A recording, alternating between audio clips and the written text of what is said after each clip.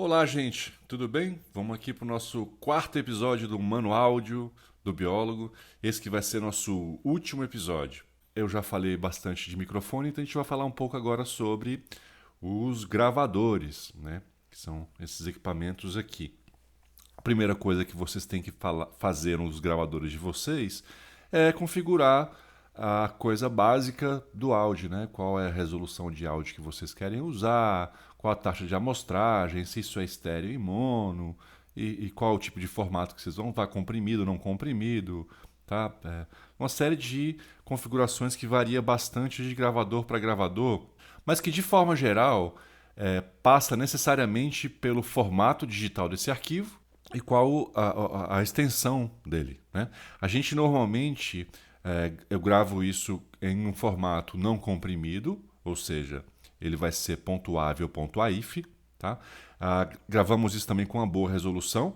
Na fonoteca Jacques Villiard, lá em Campinas, se estabeleceu um padrão que é o que eu sigo já há mais de 10 anos, né? Que é você gravar isso com a taxa de amostragem de 48 kHz e com uma resolução de 24 bits, no sentido de que essa resolução vai conseguir captar bem a maior parte dos bichos que cantam mais agudos, os beija-flores, né? Você consegue então captar a maior parte deles. É possível que você tenha alguma coisa de beija-flor que esteja em ultrassom, e aí você não vai conseguir captar isso. De toda forma, você precisaria de um equipamento especial para isso, né? Um microfone que conseguisse captar essas frequências mais agudas.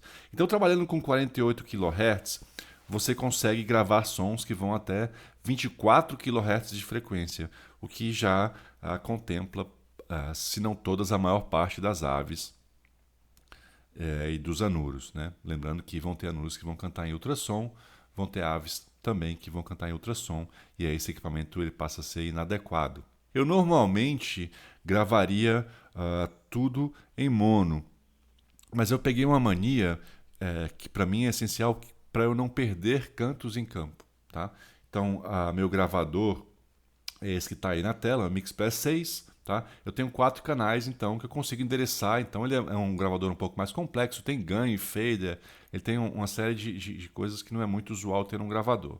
De toda forma, ele consegue, então, endereçar o mesmo microfone. Se eu ligo o microfone, por exemplo, no canal 1, eu estou gravando esse sinal em mono, mas eu consigo endereçar ele duas vezes para canais diferentes. Tá?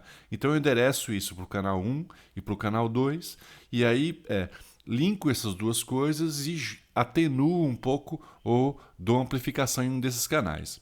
O que eu quero dizer com isso? Eu quero dizer com isso que eu vou mandar o mesmo sinal do microfone que eu estou gravando ou da ave que eu estou gravando para dois lugares diferentes com volumes diferentes.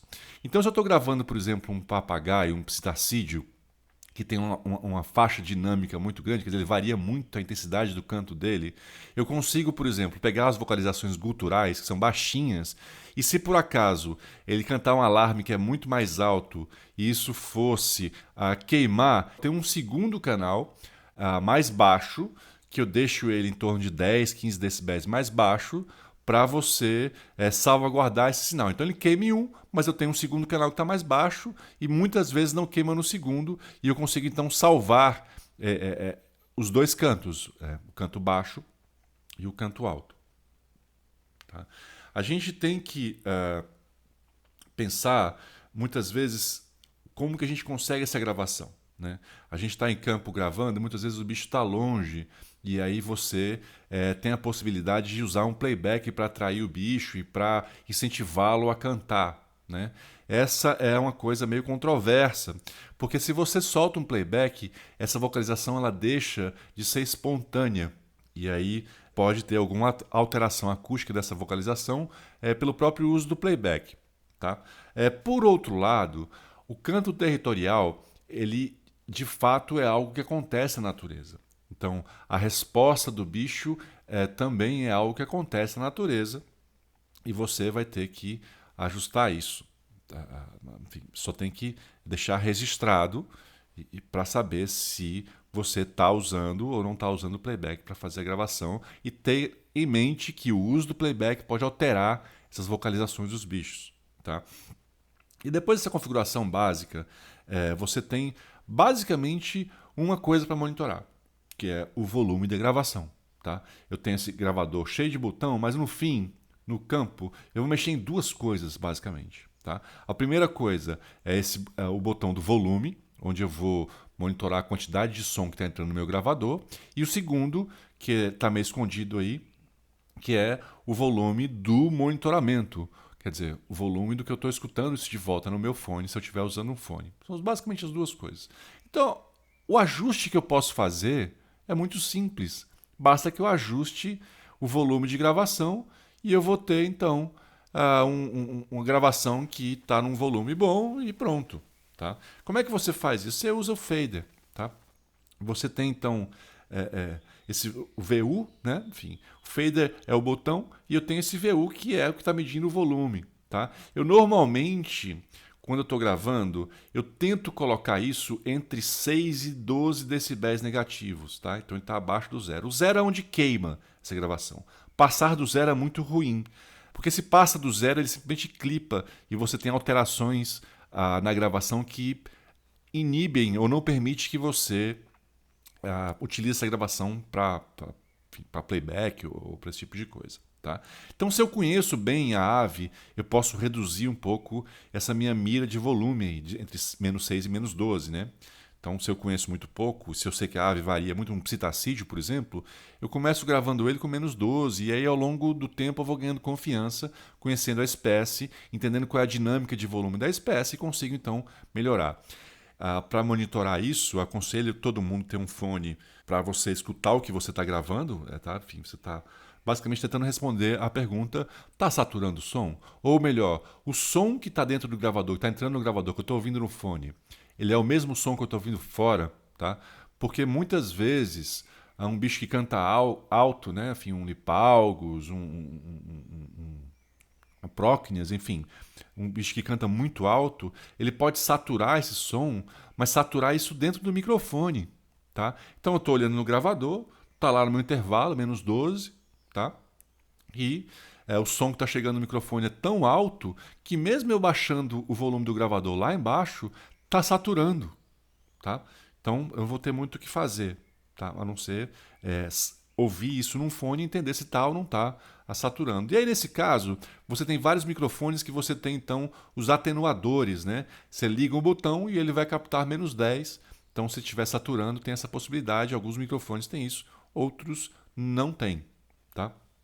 A gente tem, então, a partir desse momento, a ideia de aumentar a relação sinal-ruído. Isso é uma guerra dentro da fazer uma boa gravação, é você tentar aumentar a relação sinal do ruído. Você colocar mais sinal dentro do seu gravador e retirar o ruído de dentro do seu gravador. A primeira coisa que a gente faz, então, é direcionar esse som. A ideia de que a gente não pega esse som lateral, pega só o som direto. Se o bicho estiver à frente do microfone, ele vai pegar muito bicho, pouco ruído que está vindo lateral.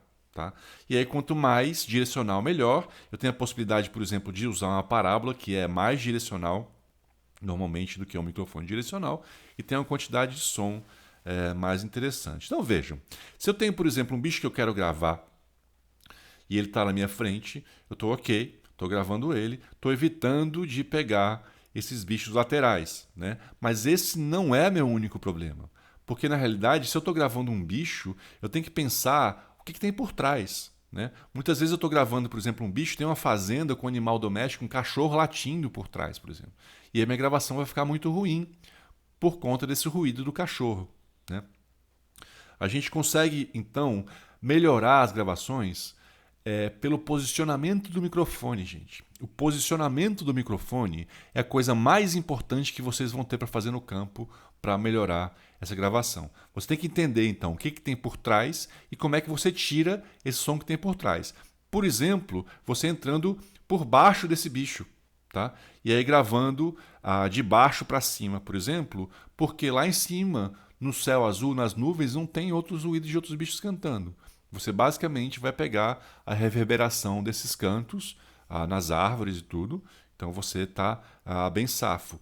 Para sapo, por exemplo, eu sempre gravo ou por baixo ou por cima, tentando evitar um coro que estaria por trás se eu pego isso lateralmente. Né? Você pega muito ruído. Enfim, prestem atenção no que tem por trás, porque o que tem por trás é o ruído de vocês. Vocês têm um sinal, vocês têm um ruído, vocês têm que saber identificar o que é o sinal, o que é o ruído, tentar botar mais sinal para dentro da gravação de vocês e menos ruído.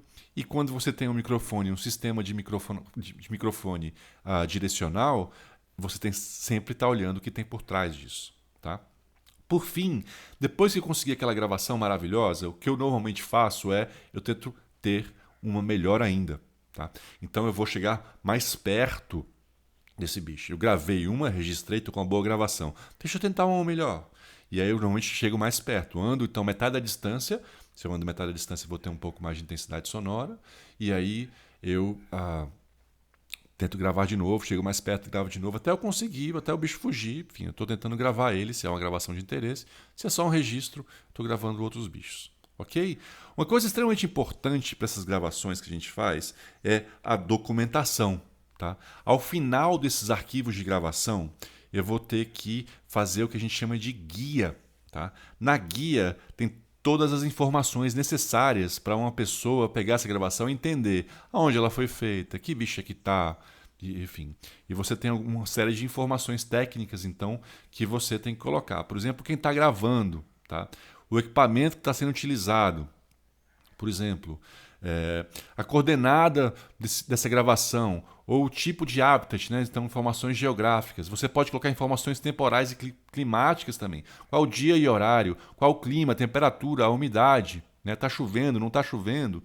E tem também as informações biológicas que são necessárias, então, para você colocar, que você tem que colocar nessa gravação. Tá? Qual espécie você está gravando? Qual o tipo de sinal? Se é um grito ou é um canto? Você usou playback ou não usou playback? O que esse bicho está fazendo? Ele está comendo? Está defendendo um território? Então, quanto mais informação a gente colocar, mais vale essa gravação de vocês, porque ela acumula uma série de informações que vão além do próprio sinal acústico.